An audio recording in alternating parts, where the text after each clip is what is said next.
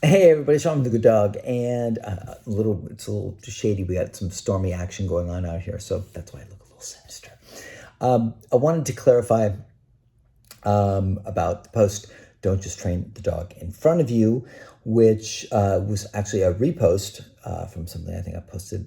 I think I posted that originally a year ago, something like that, and it's a conceptual idea that's meant to get people to think, right? So a lot of folks were either didn't understand what I was trying to get at, which could be my fault for lack of explanation, or maybe folks were just unable to see what I was getting at, or were feeling like they needed to defend this very popular dog training platitude. I don't know, but I want to clarify. So a lot of folks said, well, that's not what that phrase means. Don't just train the dog in front of you means be flexible. Don't be stuck with any system or approach or protocol or training concept ideas that you use for every dog, and then it's cookie cutter, and this is what, this dog gets the same thing as this dog, gets the same thing as this dog, even though the dog in front of you needs something else. So I assumed that that was fairly obvious and fairly that's why I call it a dog training platitude, because if you look up the definition of platitude, it's typically somewhere in the space of asserting something that's obvious as being something profound. And for me, training the dog in front of you is something that's rather obvious. And it doesn't, for me, seem exceptionally profound. It can be a good reminder, I guess, if you were just beginning and had no idea about the fact that dogs are unique and different and need different approaches for them.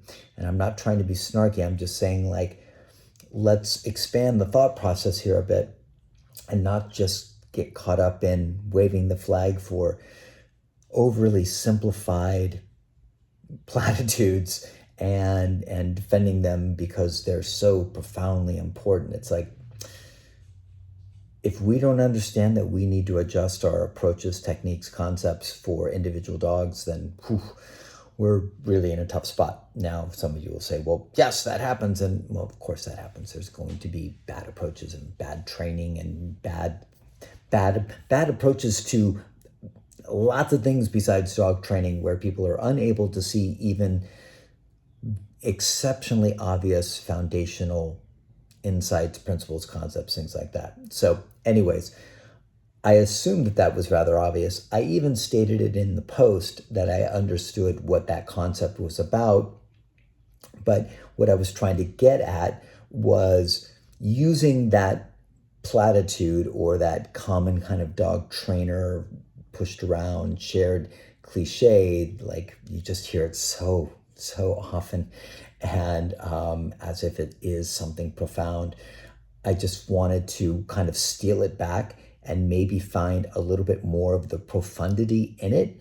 And by using that title, give it a little more juice where we actually think about it in a deeper fashion. And I'm not saying that I'm Mr. Deep and that everybody else is dumb. That's not what I mean at all. But when things get shared consistently as being profound, which aren't actually profound, it's important that people speak up and maybe call attention to it. So that was the point of that post. Kind of had a dual point goal or goals, and that was both to kind of like call out a bit of the obviousness of it and not necessarily make fun of it, but just, hey, that's a pretty obvious one. And two, try and dig deeper and find what I think is actually something fairly profound and not as obvious in the concept, which is don't just train the dog in front of you, meaning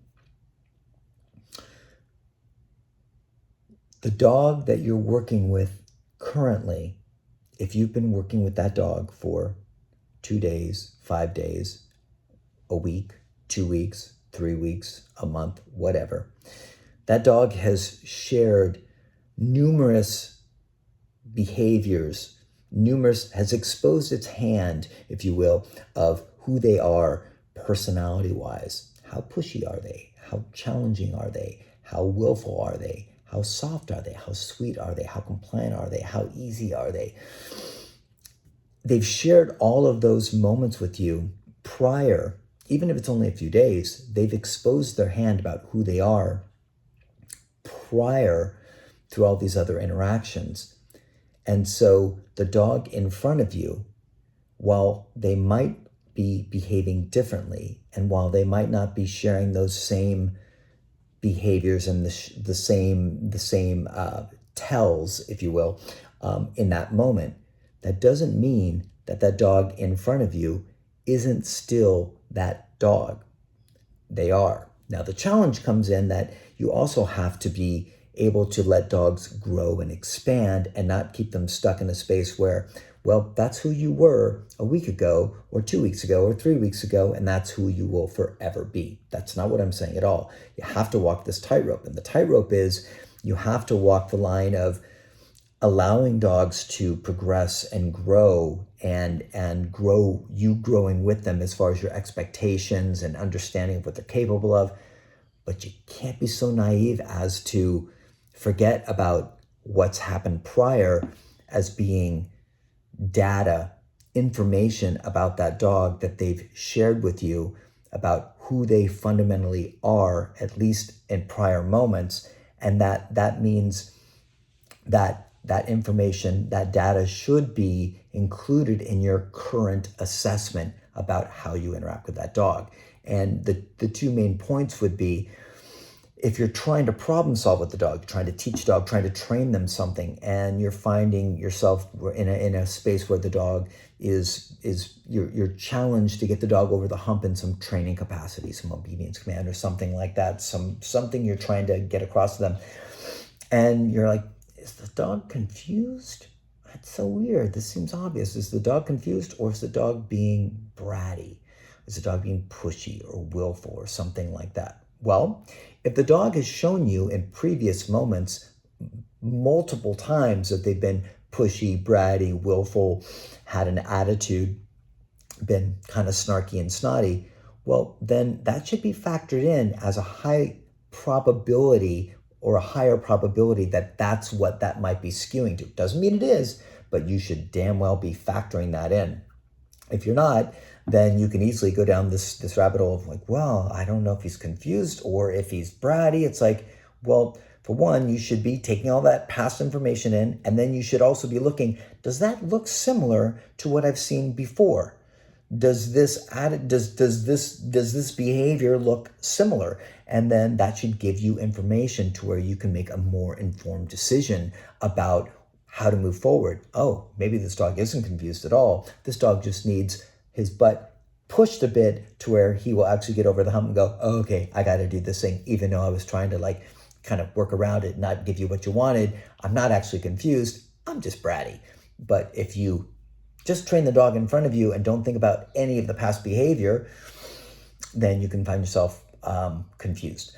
Then the other part is safety. So now the dog, 2 weeks in, 3 weeks in, that tried to face bite you is now working really nicely with you. And you're like, oh, this is so great. Like, we've transformed and that dog is no longer present. No, that dog is still present. The dog who tried the face bite is still present. Will they still do that behavior? I don't know. I hope not. Hopefully you've done some great stuff that is inhibiting that and creating better choices. My point is, if you remove that prior data, that prior information of what that dog did and said, we're just going to move forward, then you are opening yourself up to unnecessary risks because you're being naive and just saying, we're just going to move forward from where we at, the dog in front of me, this is who he is now currently, let's move forward. No. Let's take all the information, all the data into account and help us problem solve and also help us stay safe. Now, you might not think this is even profound, but it's something I see people over and over again miss. So that's why I created that post, and that's why I'm creating this post, in order to hopefully help clarify. I hope it's helpful. Hopefully we're clear now.